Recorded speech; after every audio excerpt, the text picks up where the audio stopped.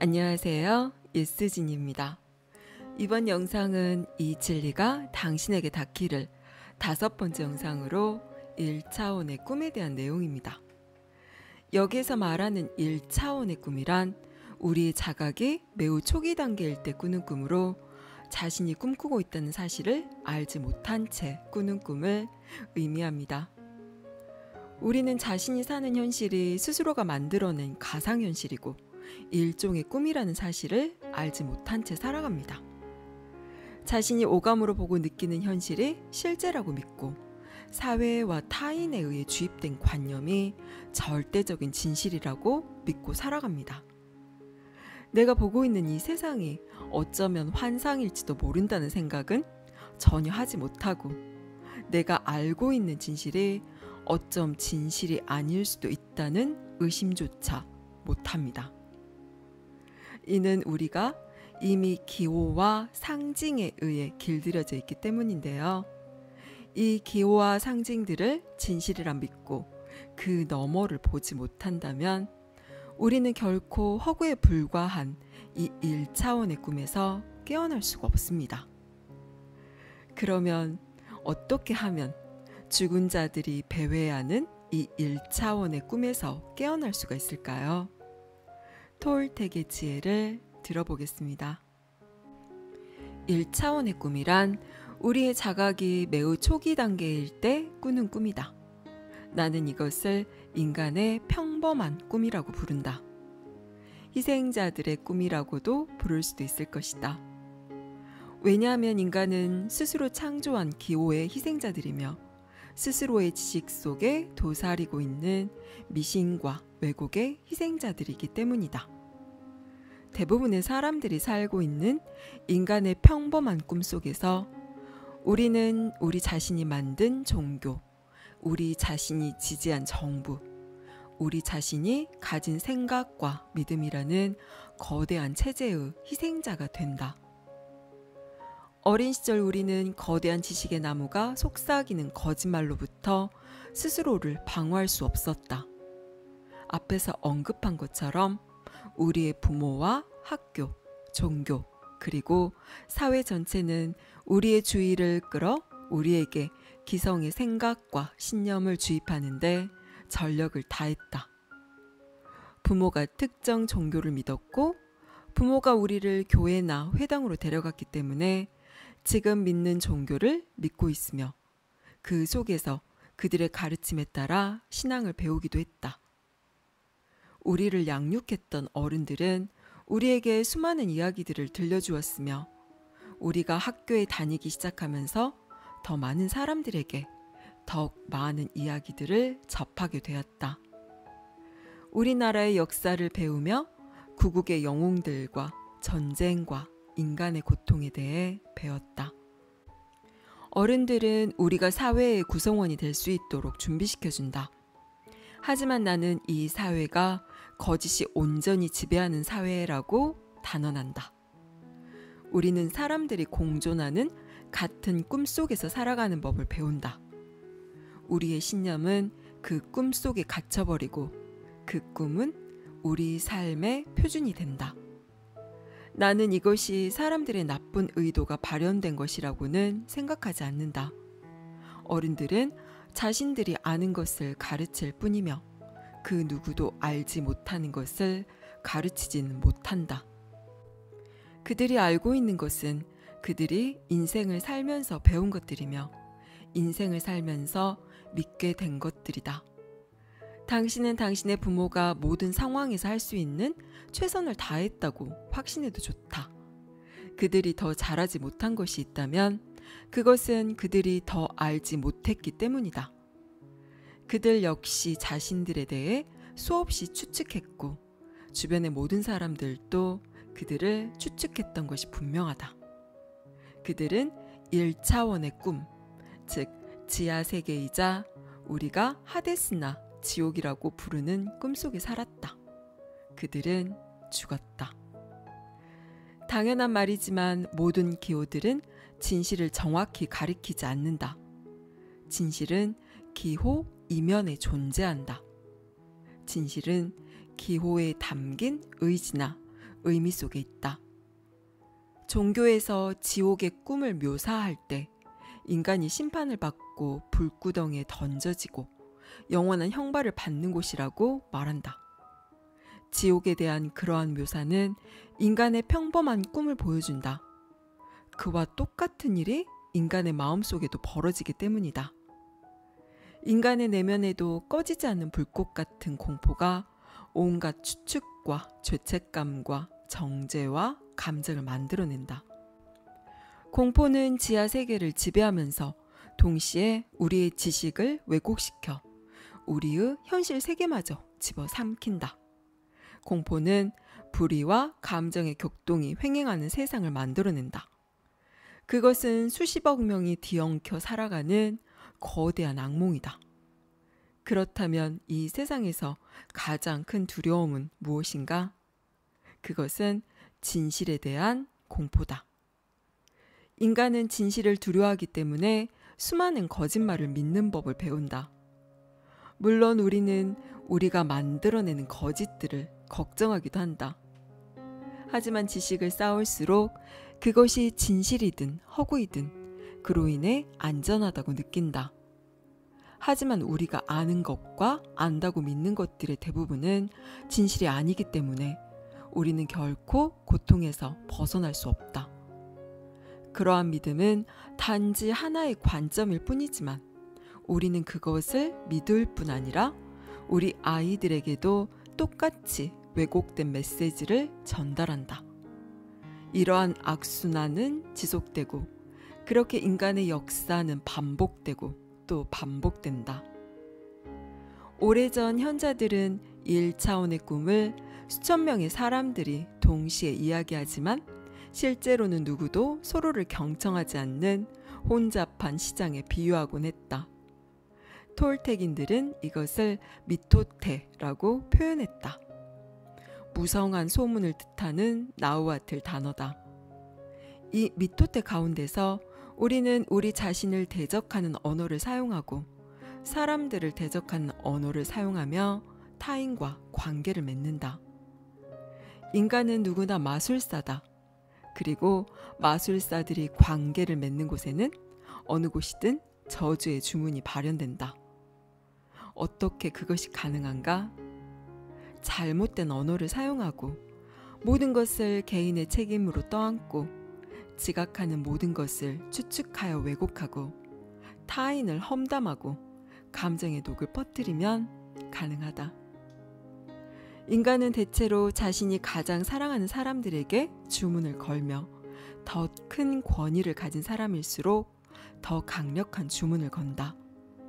권위는 인간이 다른 인간을 통제하고 순응하게 만드는 힘이다. 당신은 어렸을 때 권위를 두려워했던 일을 기억할 것이며 어른들이 권위를 두려워하던 모습도 보았을 것이다. 권위를 가진 언어는 다른 사람을 움직이기에 충분한 힘을 발휘한다. 그 이유는 무엇일까? 우리가 그 언어를 믿기 때문이다. 만일 우리가 상징의 힘을 이해한다면 그 상징들이 우리를 어떻게 움직이는지 잘 알게 될 것이다. 우리의 행동 방식이나 타인과의 상호작용을 통해서도 알게 되지만 주로 우리 자신과의 소통을 통해 느낄 수 있다. 우리는 어떤 생각이나 믿음 혹은 이야기에 완전히 사로잡히곤 한다. 때로는 분노가 우리를 사로잡고 때로는 질투가 우리를 얽어매며 때로는 사랑이 우리를 삼켜버린다. 기호들은 우리의 마음을 사로잡기 위해 분투하는데 시시각각 변화하는 천의 얼굴을 가지고 권위의 관점을 변경해가며 우리를 통제한다. 헤아릴 수 없이 많은 기호들이 우리의 머릿속에 자리 잡고 우리를 통제하려 한다. 앞에서 언급한 것처럼 모든 기호들은 살아 움직이고 그 생명은 우리의 믿음을 토대로 우리에게 접근한다.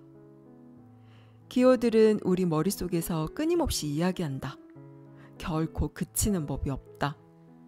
마치 머릿속에서 모든 주변 상황을 중계해주는 해설자가 살고 있는 것과도 같다. 이제 해가 지고 있군. 좋아. 나는 엄청 더워. 저 앞에 나무가 있네. 나무 옆에 서 있는 저 사람은 뭘 하고 있는 걸까? 저 남자는 무슨 생각을 하고 있는지 궁금해. 지식의 목소리는 모든 것이 무엇을 의미하는지 알고자 한다. 그 목소리는 우리가 삶에서 일어나는 많은 일들을 숙고하는 것을 기다리지 못한다. 그리고 우리가 스스로에 대해 믿는 것과 믿지 않는 것들을 쉼없이 이야기하고 우리가 아닌 모습들과 우리가 될 수 없는 모습들을 쉬지 않고 상기시킨다. 1차원의 꿈을 꾸며 사는 세상은 지식의 목소리가 주최하는 리얼리티 쇼와도 같다. 그 쇼에서는 언제나 우리가 옳고 다른 사람들은 그르다. 우리가 가진 모든 것을 동원하여 쇼의 모든 장면을 정당화하기 때문이다. 그렇게 해서 우리가 사람들로부터 시청률 1위를 쟁취하고자 한다면 이것이야말로 리얼리티 쇼가 아닌가? 우리는 모든 등장인물들을 이야기를 통해 창조하지만 그 등장인물들은 결코 실제하지 않는다. 그것은 결코 진실일 수 없다. 거대한 지식의 나무가 머릿속을 뒤덮고 있기 때문에 우리는 더 이상 진실을 바라보지 못한다. 그때 우리는 오직 우리 자신의 지식만을 인식하는데 그것은 거짓일 뿐이다. 우리가 거짓말을 인식할 때 우리의 생각은 지옥의 꿈속에 갇힌다. 우리는 더 이상 우리 주변에 존재하는 천국을 인식하지 못한다. 이것이 지옥으로 떨어진 인간의 모습이다. 어린 시절 우리 주변에 놓여있던 거울은 언제나 우리의 관심을 끌었고 우리는 거울을 들여다보았다. 우리가 보았던 것은 기분에 따라 왜곡되고 상황에 따라 왜곡되고 각각의 지식을 정당화하기 위한 신념 체계에 따라 왜곡된 우리 자신의 왜곡된 이미지였다. 주변의 사람들은 자신들이 믿는 우리의 모습을 이야기하지만 우리의 진정한 모습이 무엇인지를 알려주는 진실의 거울이란 존재하지 않는다. 모든 거울이 완전히 뒤틀려 있다. 사람들은 자신들이 믿는 것을 우리에게 투영하지만 그들이 믿는 거의 모든 것들은 거짓이다. 우리는 지금 그것을 믿을 수도 있고 믿지 않을 수도 있지만 어린 시절 우리는 순수했고 사람들이 말하는 거의 모든 것을 믿었다. 우리는 거짓에 믿음을 투사했다. 그것에 생명을 부여했고 권력을 부여했다. 그러자 그 거짓말들이 우리의 삶을 지배하게 되었다. 거짓의 왕자라는 이야기는 하나의 우화일 뿐이지만 인과를 암시하는 상징으로 이루어진 아름다운 이야기다. 내게 이 이야기가 주는 의미는 명료하다. 우리가 신이 아니라는 꿈을 꾸기 시작하면 거대한 악몽이 시작된다. 우리는 낙원에서 미끄러져 지옥이라고 부르는 지하 세계로 빨려 들어간다. 그리고 하느님을 찾기 시작하고 우리 자신을 찾기 시작한다. 지식의 나무가 우리 삶을 대신 살고 우리의 진정한 자아는 죽는다. 이러한 상황을 설명해주는 또 다른 이야기가 있다. 예수 그리스도는 제자들과 함께 길을 가다가 자신의 가르침을 충실히 따르고자 하는 사람을 보았다. 예수는 그에게 다가가 말했다. 와서 우리와 함께 하십시오. 남자는 이렇게 답했다. 그렇게 하고 싶습니다. 그런데 아버지가 돌아가셔서 장례를 치러야 합니다. 그 뒤에 당신을 따르겠습니다. 그러자 예수가 말했다. 죽은 자들로 하여금 죽은 자들을 장사하게 하십시오. 당신은 산자입니다. 함께 갑시다. 이 이야기를 이해한다면 당신이 깨어있지 않을 때, 혹은 당신 자신이 누구인지 알지 못할 때, 당신은 죽은 사람이라는 것을 쉽게 알 수 있다. 당신은 진실이다. 당신은 생명이며 사랑이다. 하지만 길들임의 과정에서 당신 외부의 꿈이자 세상의 꿈이 당신의 마음을 사로잡고 당신의 믿음을 만들어간다. 당신은 조금씩 당신 밖의 꿈을 모사하기 시작한다. 당신은 주변 사람들과 주변의 모든 것들을 모사하기 시작한다. 당신은 사람들의 신념뿐 아니라 행동까지 모사하기 시작한다. 즉, 그들의 언어뿐 아니라 그들의 삶까지 모사한다. 당신은 심지어 사람들의 감정 상태를 인지하고 그들의 감정까지 모사한다. 당신은 진정한 당신이 아니다. 왜냐하면 스스로 형성한 왜곡된 이미지에 사로잡혀 있기 때문이다. 그리고 그 이야기를 이해하는 것은 조금 어려울 수 있지만 지금까지 당신을 소유한 것은 당신이었다. 당신을 소유한 것이 가상의 당신이었다는 뜻이다. 가상의 당신은 당신이 생각하는 당신이고 당신이라고 믿는 당신이다. 당신이 만들어낸 당신이라는 이미지는 매우 큰 힘을 가진다. 그러한 삶은 시간이 지남에 따라 익숙해지고 결국 당신은 당신이 생각하는 사람인 척 하는데 완전히 숙달하게 된다.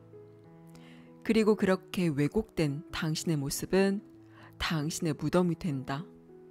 왜냐하면 진정한 당신은 당신의 삶을 살아가는 그 사람이 아니기 때문이다. 당신의 삶을 살아가는 그 사람은 누구인가? 당신 삶의 굴곡과 고통을 창조하는 사람이 진정한 당신인가? 인생은 눈물의 계곡일 뿐이고 인간은 그 고통을 감수하기 위해 태어난 존재인가? 라고 한탄하는 사람이 진정한 당신인가?